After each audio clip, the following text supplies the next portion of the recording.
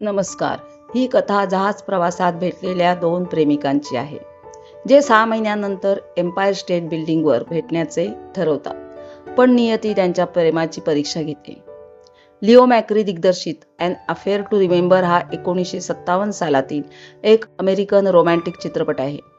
निकी फेरांते हा देखणा प्रसिद्ध प्लेबॉय आणि टेरी मॅके ही हुशार नाईट क्लब गायिका यांची भेट एसएस कॉन्स्टिट्यूशन या ट्रान्स अटलांटिक जहाजावर होते. दोघेही इतरांशी आधीच बांधील असले तरी प्रवासातील भेटींमुळे त्यांच्यात मैत्री निर्माण होते. ही ओळख हळूहळू अधिक गहिरी होत जाते आणि मैत्रीचं रूपांतर एका खोल प्रामाणिक भावनेत होतं. जेव्हा व्हिलफ्रॉश सूरमेयर जवळ थांबतं तेव्हा टेरी निकीसोबत त्याची आजी जानूच्या घरी जाते. त्या उबदार वातावरणात तिला निकीचा अधिक प्रामाणिक आणि भावूक पैलू दिसतो. एक प्रतिभावान कलाकार जो स्वतःवर कठोर टीका करतो. या भेटीने त्याचं नातं अधिक गहिरं होतं.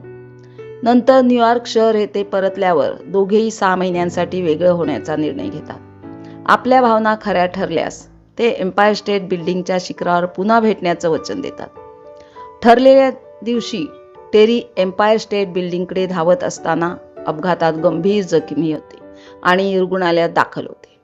संपर्क न झाल्याने निकी तेथे तासनतास वाट पाहतो आणि अखेर ती न आल्याने मध्यरात्री खचून निघून जातो. अपघातानंतर टेरी चालू शकत नसल्याने दयेची भीती व अभिमानामुळे निकीपासून दूर राहते. ती संगीत शिक्षिका म्हणून नवे आयुष्य सुरू करते, तर निकी चित्रकलेकडे वळतो. पण बॅलेट शोमध्ये गैरसमजांमुळे दोघे एकमेकांपासून अधिक दूर जातात आणि टेरीच्या अपंगत्वाची सत्यता त्याच्यापासून दडलेलीच राहते. ख्रिसमसच्या पूर्वसंध्येला निकी टेरीला भेटतो. ती अपघातानंतर चालू शकत नसल्याचे लपून बसूनच त्याच्याशी बोलते, तर तो अजूनही एम्पायर स्टेट बिल्डिंगवर न आल्याच्या वेदनेने बोलत राहतो.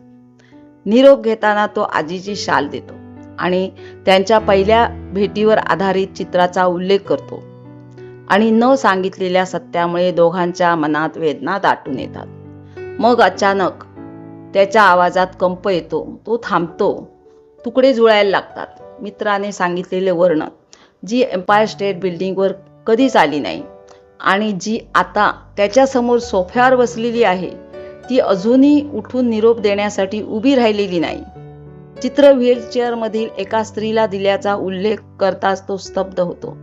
सत्य हळूहळू उलगडतं. तो तिच्याकडे नव्या नजरेने पाहतो. आत काहीतरी बदलतं. शांतपणे तो बेडरूममध्ये जातो आणि तिथे त्याचं चित्र तिच्या भिंतीवर लटकलेले पाहतो. त्या क्षणांची संपूर्ण मालिका, सुरुवातीची त्याची थंड प्रतिक्रिया, हट्टी वेदना, चित्र पाहिल्यानंतरचा स्तब्धपणा आणि डोळे मिटून घेतलेला निश्वास अभिनयाचा एक अप्रतिम नमुना ठरतो. जेव्हा तो चित्रकृती पाहतो, थांबलेल्या नजरेत आणि नीरव शांततेत उलगडतो, समजूतदारतेचं ओझं त्याच्यावर कोसळतं आणि तिच्या वेदना, प्रेम, अभिमान व निस्वार्थतेची खोली त्याला जाणवते. तरी तो तुटत नाही. संगीत उंचावत असलं तरी खरी वेदना त्याच्या शांत आतल्या गडगडाटात दडलेली असते आणि डोळे मिटण्याचा तो क्षण खाजगी असूनही हृदयाला चिरून टाकणारा ठरतो. या उत्कर्ष क्षणी कॅरी ग्रँट यांच्या अभिनयातील सूक्ष्म छटा उठून दिसतात.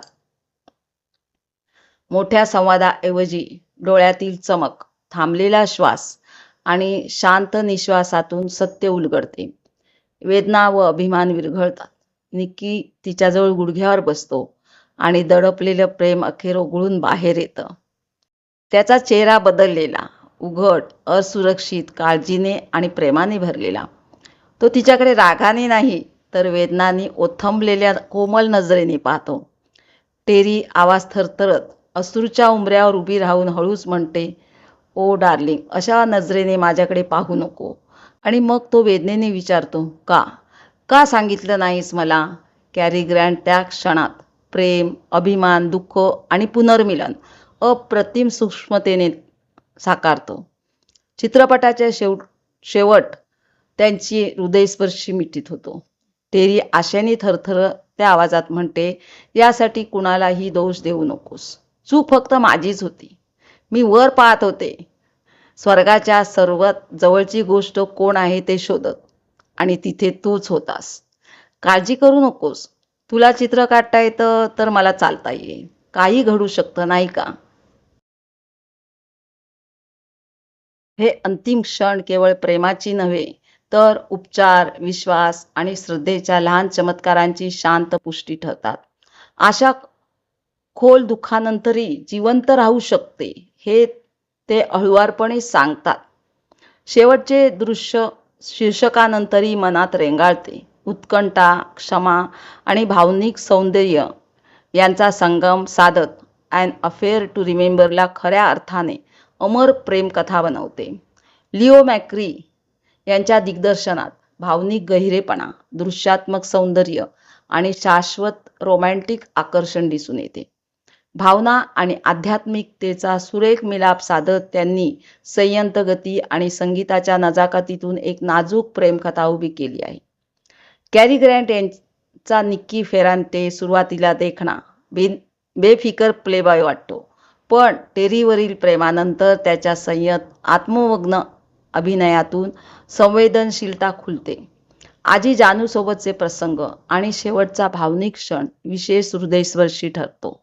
भावना कधीही अतिशयोक्तीने न दाखवता शांत संयमातून व्यक्त केल्यामुळे त्यांचा करिश्मा प्रेक्षकांच्या मनात खोलवर पोचतो. अगदी त्याचा ग्रे निळसर सूटही बेफिकीर व्यक्तिमत्वापासून संवेदनशील माणसाकडे झालेल्या प्रवासाचे प्रतीक ठरतो. डेबोरा केर यांची टेरी मॅके उबदार, बुद्धिमान आणि प्रामाणिक आहे. त्या तिला केवळ आकर्षक प्रतिमा म्हणून नव्हे, तर स्थिर, दयाळू आणि भावनिकदृष्ट्या गुंतागुंतीची खरी स्त्री म्हणून साकारतात. चित्रपटात दुसऱ्या भागात त्यांचा अभिनय अधिक खुलतो. अपघातानंतरची वेदना, आत्माभिमान आणि प्रेम लपवण्याचा निर्णय त्या संयत हृदयस्पर्शी व्यक्तीने व्यक्त करतात. शीर्षक गीत अॅन अफेअर टू रिमेंबर या गाण्यामुळे चित्रपटातील प्रेम आणि विरह अधिक प्रभावीपणे व्यक्त होतात. आहे ना मग ही कहाणी मनोरंजक? तर मग लवकरच हा चित्रपट पहा आणि तुमचे विचार आम्हाला कमेंट्समध्ये नक्कीच कळवा. मी पुन्हा भेटीला येणार आहे नव्या चित्रपटाची कथा सांगायला. धन्यवाद. नमस्कार.